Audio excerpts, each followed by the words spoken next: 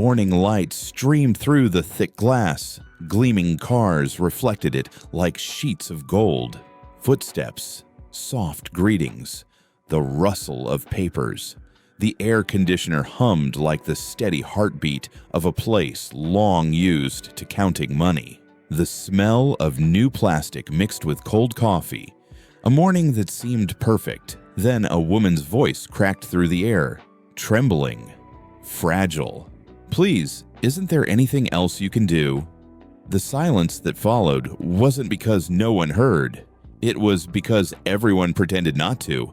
A man looked up, worn shirt, faded jeans, just another customer. But his eyes were not ordinary. They stopped at the far counter, where two hands clung to each other, and one heart tried not to break aloud. He stood still, said nothing, just listened. Caleb Reed. The name once carried a promise. Sell fair, stay honest. He had drifted far from the values he built, and that distance left holes no report could ever measure. One sentence was enough to tell him something had gone wrong, not in the numbers, but in the way people spoke when they thought no one was listening. If you believe honesty still has a place, subscribe, like, and tell us where you're watching from. Your comment might be featured in the next story. He took a slow breath, gathering his courage. He had built this place, but today he would learn what it had become. He just heard something he couldn't ignore, and what he does next will change everything. Caleb Reed started with two old cars parked on the dirt lot behind his house. A wooden sign stood crooked in the wind, scrawled words that read, "Fair deals, honest hearts." He sold cars by telling the truth. No charm, no tricks. Every handshake was a promise, and that promise carried him far. From a small street corner to a chain of dealerships stretching across 5 states, the name Reed Automotive once meant trust. People came here because they felt respected, but the bigger it grew, the further it slipped from his hands. Quarterly reports arrived spotless, graphs climbing upward, profit margins, productivity, satisfaction scores, all perfect, too perfect, so perfect it felt cold. In meetings, people laughed easily. In thank you letters, every line sounded strangely alike. Then the anonymous messages began. "I was deceived when I signed the contract. They said the fee was mandatory. Do you know what your employees are doing?" Caleb read them again and again. Each line was a needle piercing the faith he'd once placed in people. He checked the complaint system. Clean. He called the regional director. All fine. Everything was running smoothly, so smoothly it scared him. He turned toward the old sign hanging in his office. Fair deals, honest hearts. The word honest had faded to yellow, like a memory from a time he believed kindness could survive in business. He sat quietly for a moment, then pressed record on the device beside him. His voice was low. "Maybe it's time I go back to the floor." No announcements, no emergency meetings, no delegation. He folded a worn shirt, slipped on scuffed shoes, and drove a plain pickup to his largest dealership. No escort, no company car, only a small notebook. And one question. If they don't know who I am, how will they treat me? He told himself he was ready, that it was just a simple test. But when he stepped out, breathing in the mix of smoke and metal, he felt it clearly. This place was no longer home. He walked between the gleaming cars, the synchronized smiles, the greetings rehearsed to perfection. No one met his eyes for long.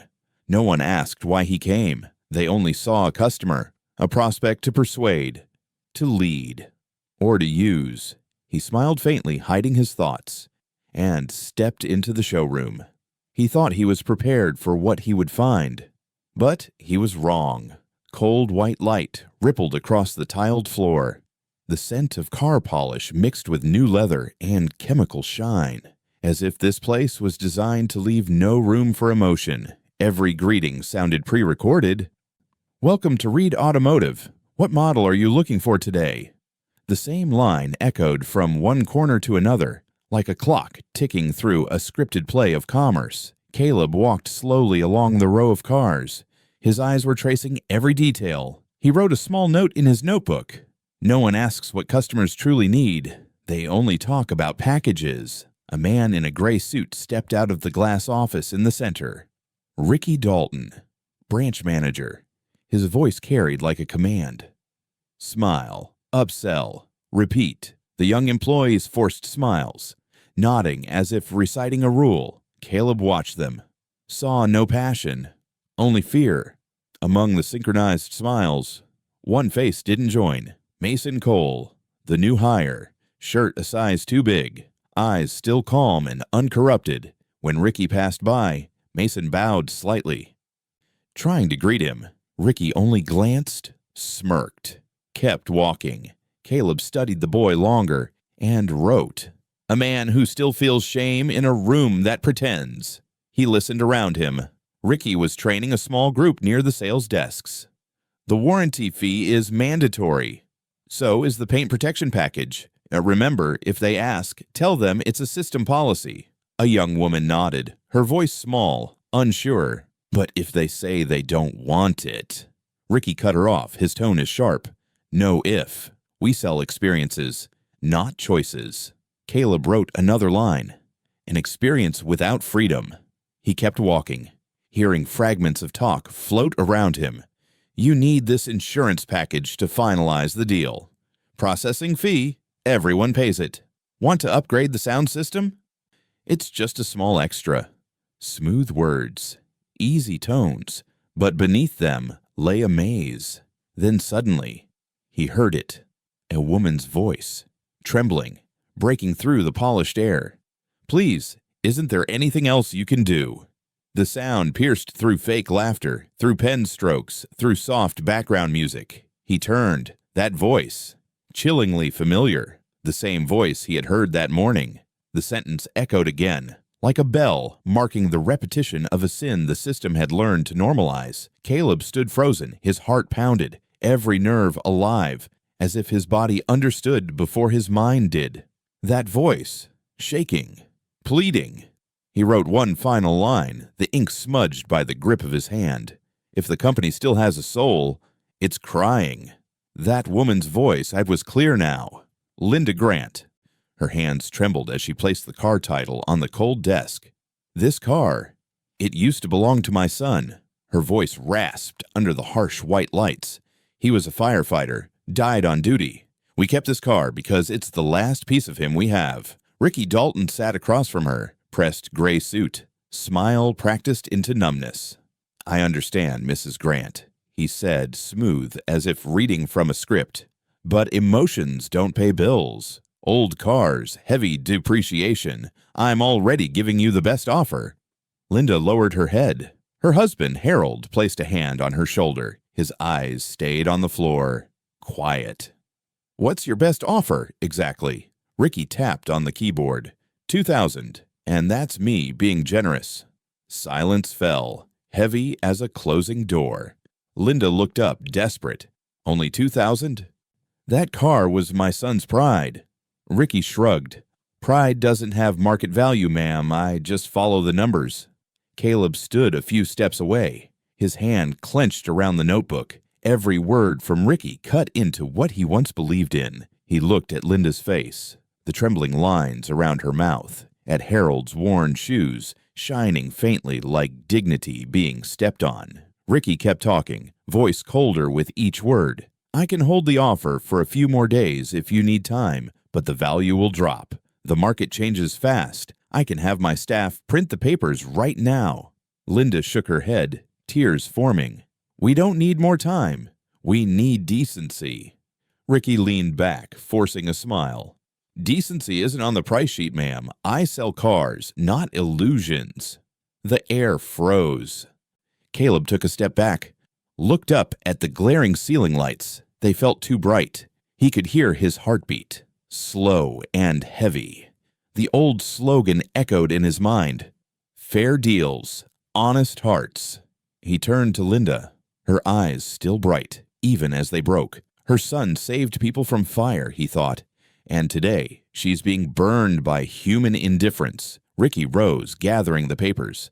I can't do more. Please decide quickly. I have other customers waiting. Harold swallowed hard, voice shaking.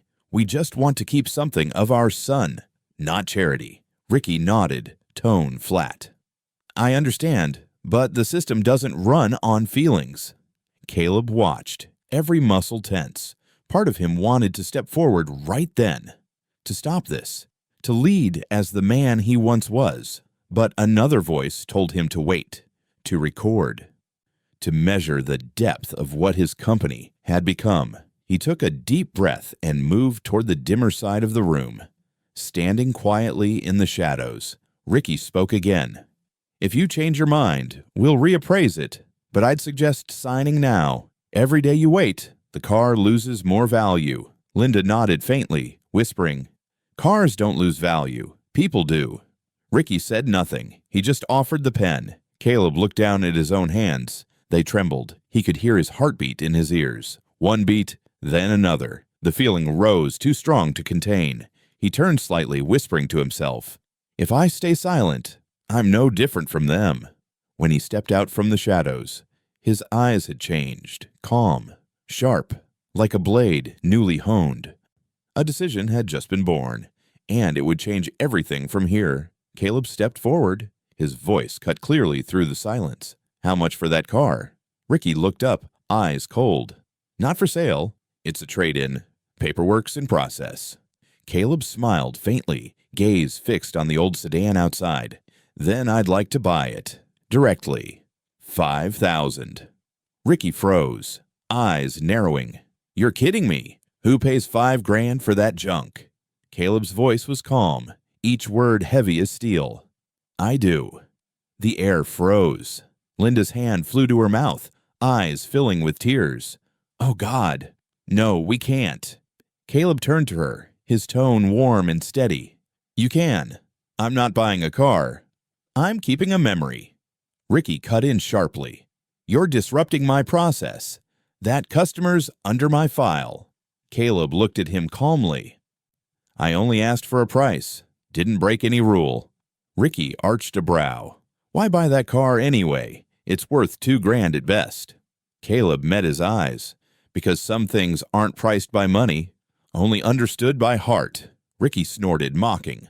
Sounds like a movie line. If you want to play hero, go do charity somewhere else. Caleb stayed silent, then turned back to the couple, voice soft. You were right. Cars don't lose value. People do. Linda broke down, tears rolling down her cheeks. Harold held her hand tight. We don't know how to thank you. Caleb shook his head with a small smile. No need. Just promise me one thing. Harold asked quietly. What's that? Never believe that kindness is gone from this world. They stepped out of the showroom. The air lighter now. Flags fluttering in the breeze. Caleb took out a check and placed it in Harold's hand. $5,000. The car belongs to you. Don't let anyone price your memories. Linda looked at him, voice trembling. Why are you doing this? Caleb turned toward the sedan, sunlight gleaming off its faded hood. Because it's not just a car. It's the legacy of someone who lived for others. Ricky hurried to the doorway, voice raised. Who are you to interfere with my work? Caleb turned slowly, voice even and cold. A man who still believes fairness doesn't need permission. Ricky clenched his jaw, trying to stay composed. You just cost this company money. Caleb answered quietly, eyes firm. No, I just gave it back its soul. Ricky stood frozen, unsure who this man really was. In the distance, Linda touched the old car, as if it carried her son's warmth once more. Caleb watched them leave, a heaviness in his chest, yet a spark of awakening in his eyes. A small voice rose within him. If this is how they act when they think no one's watching, what's left of us? He knew it now. There was no turning back. The man who just bought another family's memory would now have to face the truth about his own, and the question began to ripple through the air. Who is this man? Really? Ricky's voice came out rough, his face red with anger. You can't do that. It's against company policy. Caleb stood tall, eyes steady. Policy? Or the habit of people who forgot who they serve? Ricky gritted his teeth. Who are you to talk to me like that? Caleb paused for a breath. Then his voice dropped, deep and clear, slicing through the whispers. Who am I?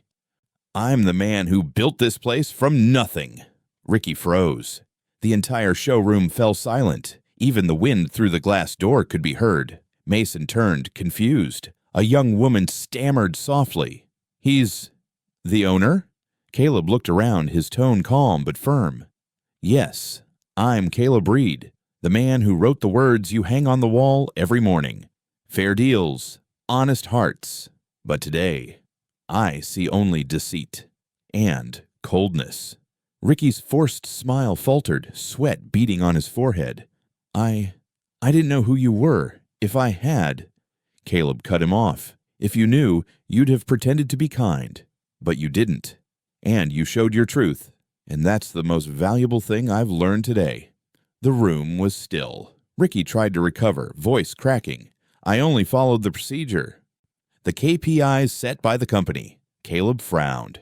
What procedure teaches you to rob the elderly of their memories for profit? Ricky opened his mouth. No words came. Then a young voice rose.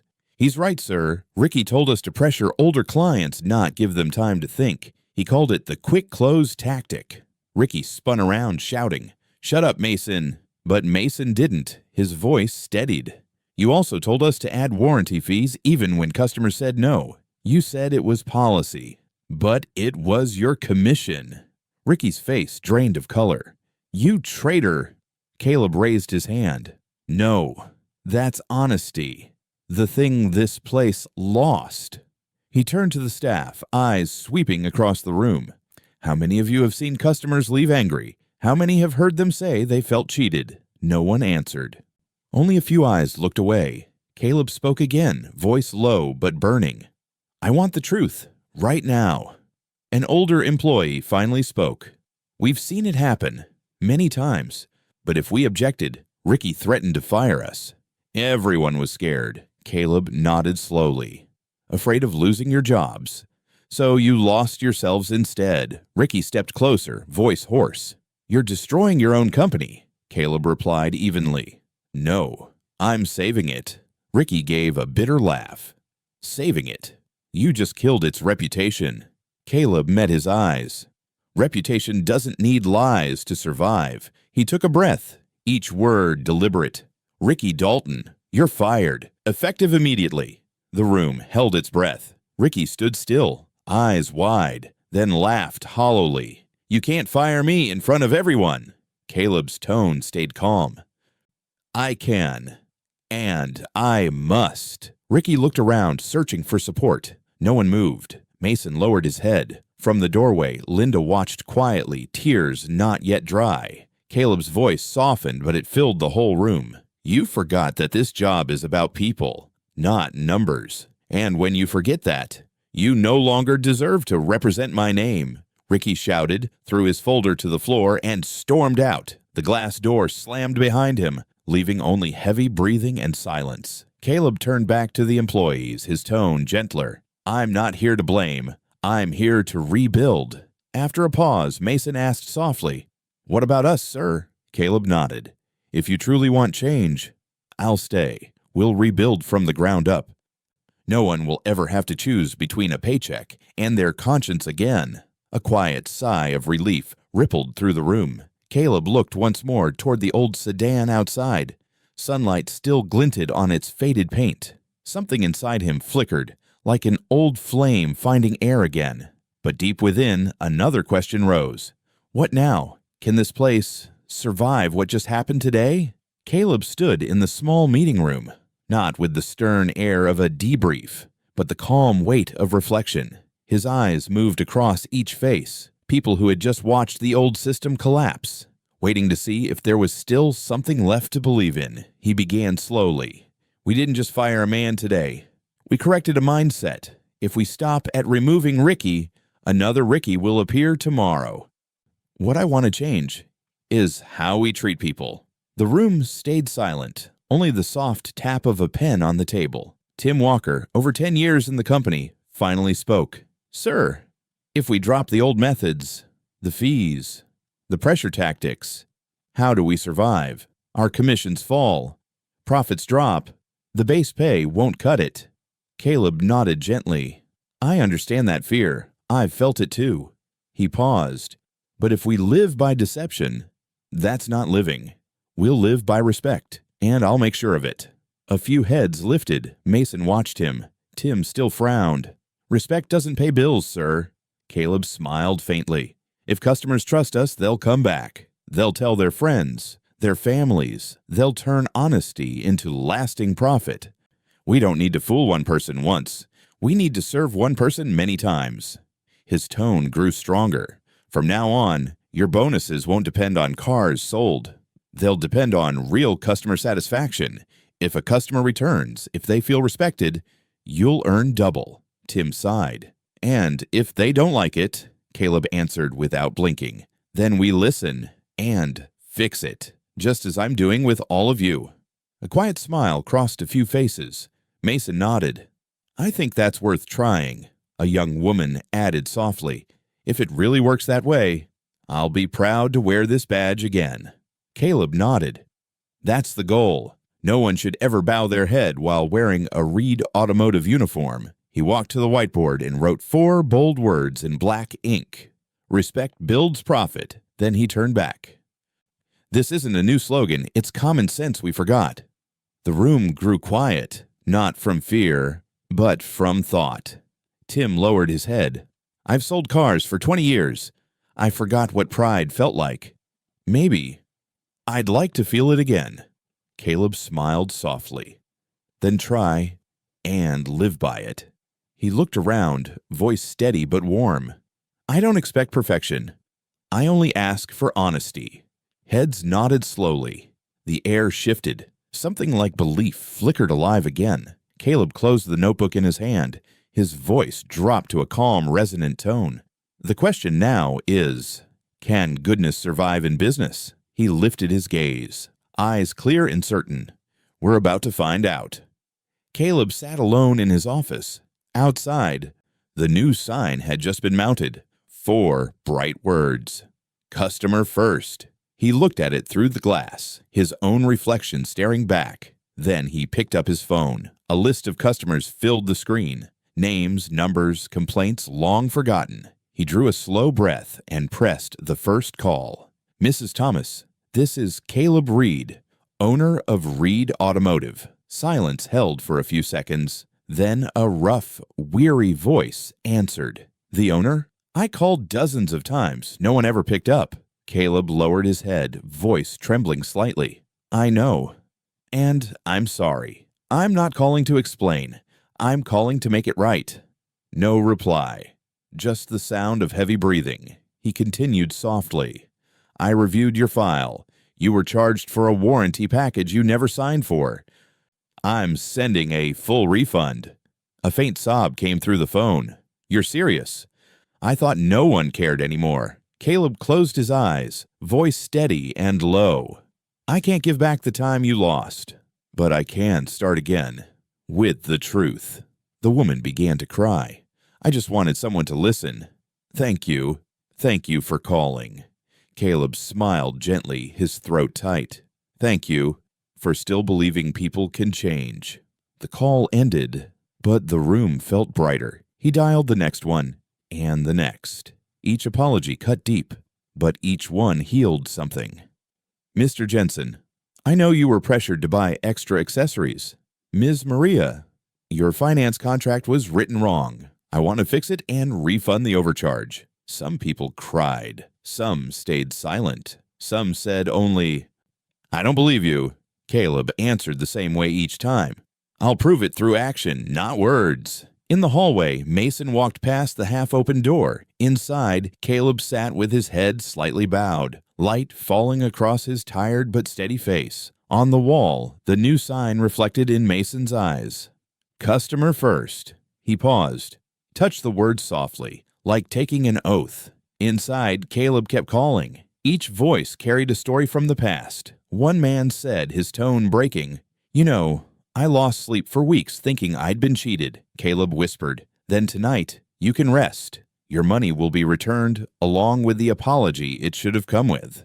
A long silence, then quiet tears. Thank you. I never thought I'd hear those words. Caleb smiled faintly and laid his hand on the desk. His heartbeat slowed. Warmer now, but amid that calm, he knew. Not everyone would forgive. Some would call it a publicity stunt. Some would doubt his motives. Some would walk away, even from the truth. He looked up again at the sign, "Customer First." In his eyes, resolve shimmered with sorrow. "It's all right," he whispered. "If trust has been burned to ashes, then I'll be the one to light the first flame again." The next morning, the glass doors opened, and a woman walked in. Rebecca Porter. She held a thick folder close to her chest, as if guarding evidence from a personal war. Her face looked tired, but her eyes were bright, a mix of hope and doubt.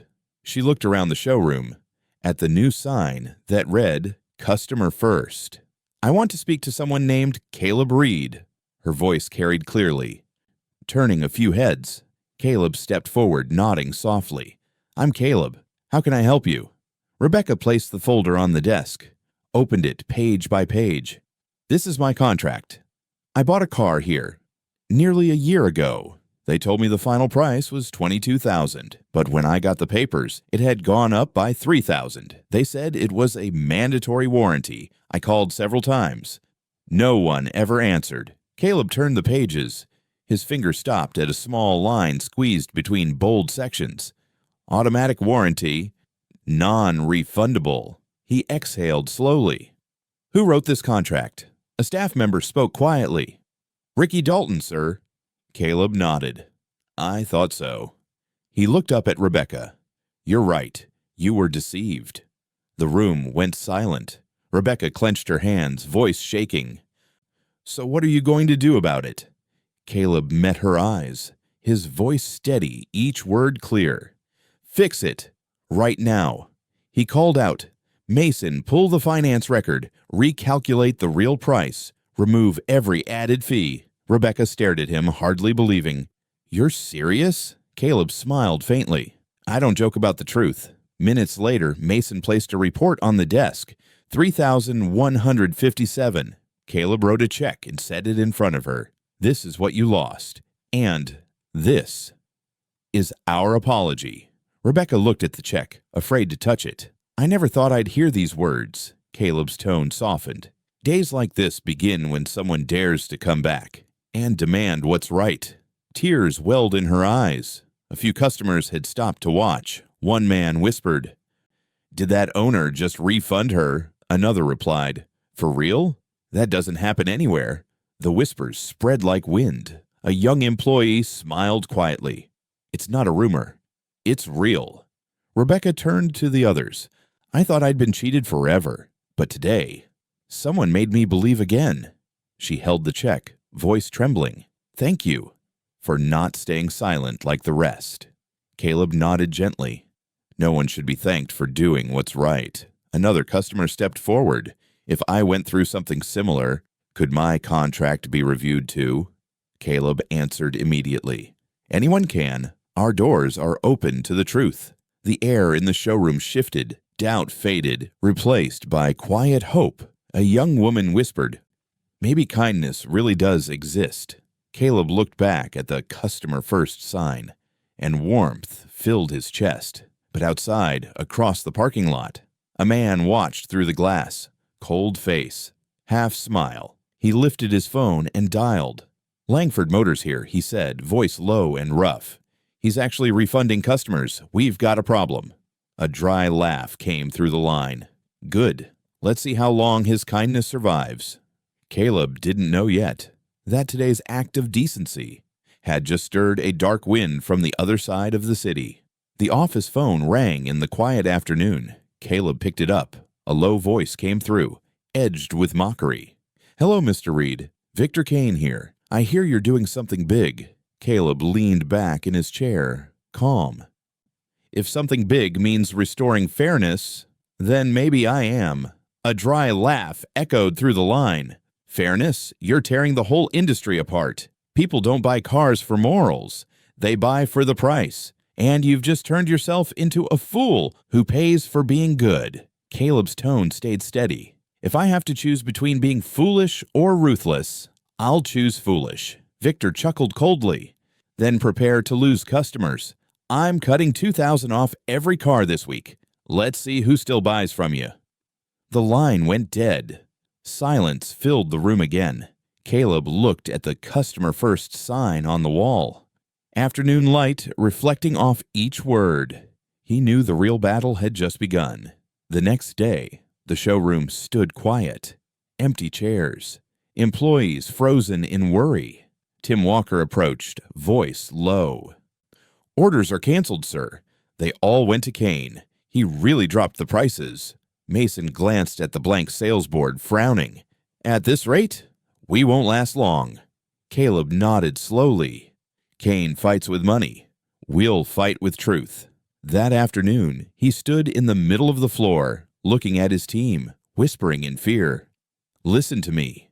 If anyone has ever bought a car from Kane Motors, invite them here with their old contracts. We'll review them for free. No selling, no marketing, just the truth. If something's wrong, they'll know.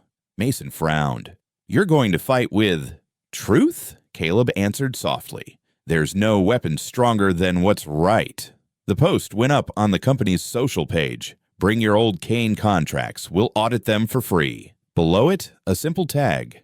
Side Truth Drives. At first, only a few skeptical comments appeared. Then a real customer showed up holding a Kane Motors contract. Hidden fees, unlisted add-ons. He went back and told others. The story spread like wildfire. 2 days later, crowds gathered, angry faces clutching wrinkled papers. A man shouted, "They charged me for a warranty I never signed. Kane Motors stole $3,000 from me." A woman raised her contract. "They changed my interest rate, edited the numbers without notice." Caleb stood among them, listening to every voice, every tremor. "We'll help each one of you. Every wrong will see the light."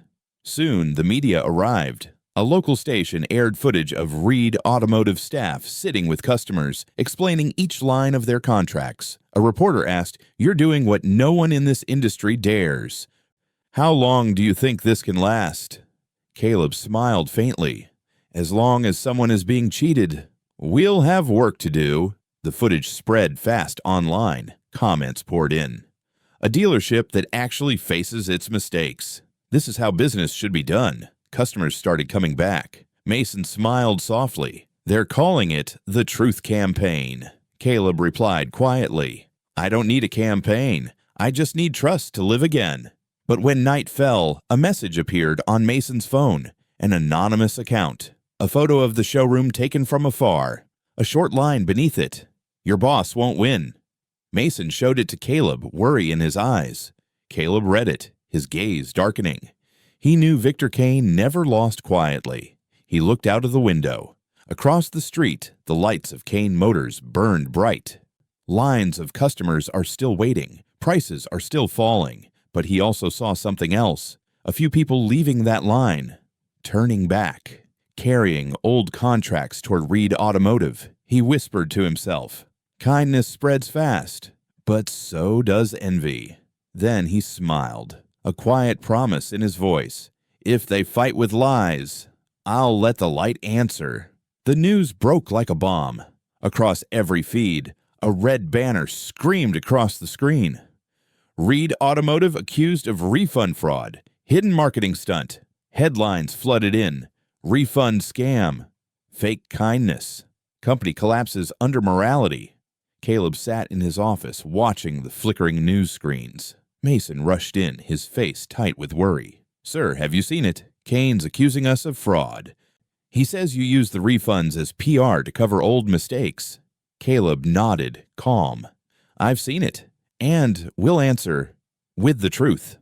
That afternoon, he stepped out before a wall of cameras, banners, microphones, voices overlapping in the noise, reporters shouting questions.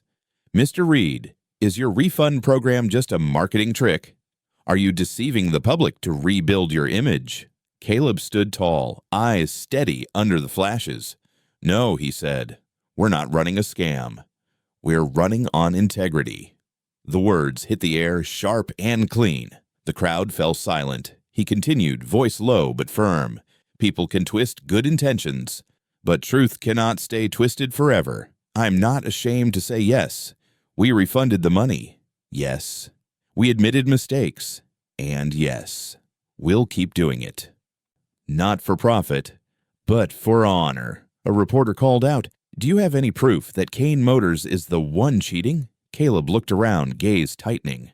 "I don't need to tear anyone down. I just need to live honestly." He paused. "But someone else wants to speak for me." Gasps rippled through the crowd. From the back, a man stepped forward, young, weary, but with eyes that burned steadily. "My name is Adam Keller, former employee of Kane Motors." Murmurs rose instantly. He held a thick folder in trembling hands. "I was the one who wrote those contracts. I know every trick. Hidden fees, fake warranties, forged signatures." He raised the folder higher. "It's all here." Reporters swarmed. Adam's voice cracked, but he stayed strong. "I stayed silent for 2 years, until I saw Mr. Reed do what's right. I can't watch honesty be destroyed, while deceit gets rewarded." Caleb stepped up beside him, hand on his shoulder. "Thank you for choosing truth." Adam opened the folder. Papers spilled out. Contracts, copies, false signatures, shadowed invoices. One reporter looked up, eyes wide. "These documents confirm that Kane Motors overcharged hundreds of customers illegally." The crowd erupted. Cameras flashed. People shouted, "Give us our money back!" "They scammed us!" Caleb stood still in the center. No fist raised, no theatrics. He spoke quietly. "I don't need to defeat another man. I just need to defeat the fear that's ruled this industry. If telling the truth makes me insane, then I'm proud to be the first madman." Applause surged through the crowd. Some cried. Mason stood at the edge, lips pressed tight. Tim nodded slowly, deeply. Caleb turned back to the microphones. "I'm no hero. I'm just a man who failed and chose to fix it. If decency still has value, then this is the moment to prove it can survive." The applause rolled like a wave. Cameras caught his face, calm, steady, bright. The clip spread online within hours. "We're not running a scam. We're running on integrity." The line was shared millions of times. News outlets changed their headlines from "refund scam" to "revolution of trust." Former customers sent letters of thanks. Skeptics returned with flowers. Hope filled the showroom once more. Caleb stepped down from the podium quietly. Sunlight broke through the gray clouds above. In his chest, there was no pride, only relief. He knew the war wasn't over, but today, truth had found its voice. And somewhere in the noise of the crowd, a single voice rose softly. "Sometimes, justice doesn't win by the fist. It wins with the right apology." A year passed.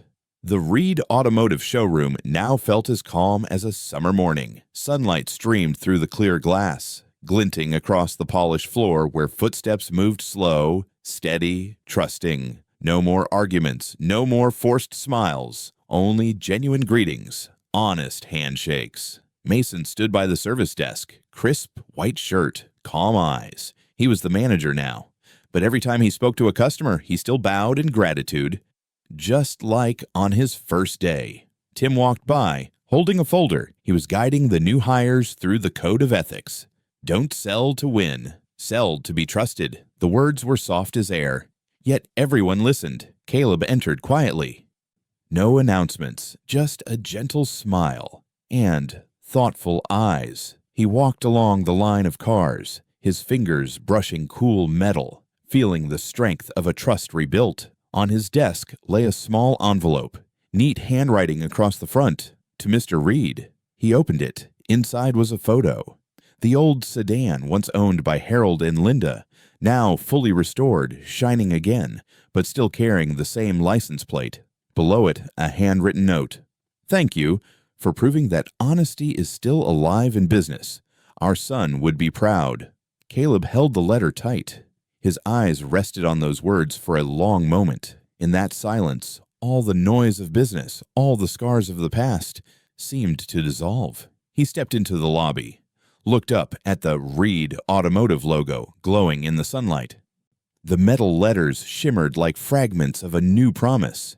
He whispered, "Profit may build an empire, but only honesty can build a legacy."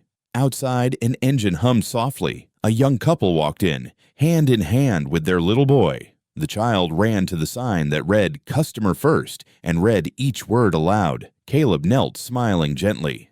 "You read that very well." The boy looked up. "Who are you?" Caleb smiled again. "Just someone who believes doing the right thing never goes out of style." Once, he had come here in silence, filled with doubt about his own company. Today, he walked away in peace, carrying the quiet certainty that kindness could rebuild an entire system, not through power, but through the courage to apologize and start again. The closing voice rose softly, warm as evening light. A business can grow with money, but it becomes great only with honesty. Profit may buy attention, but integrity wins hearts. If this story stirred something in you, leave a single dot in the comments so we know you're here. Share it with someone who still believes honesty matters. And don't forget to subscribe for more true stories of undercover leadership, where conscience remains the foundation of success.